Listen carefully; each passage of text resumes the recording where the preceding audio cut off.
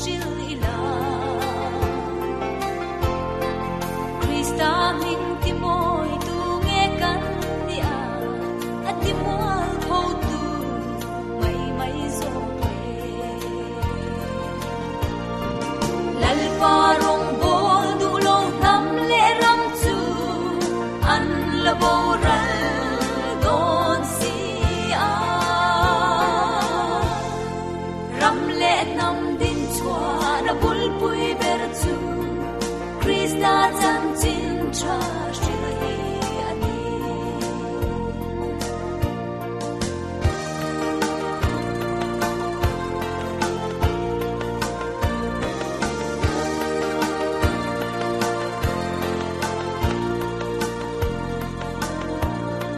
khovel sum le pai hau sak na te rei lo te an arala ma se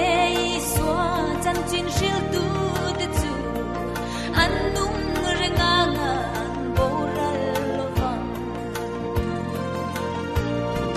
lal parong bol du lo nam le ram chu an la boral don si a ram le nam din chwa na bul pui ber chu Krista chan chin cha shil hi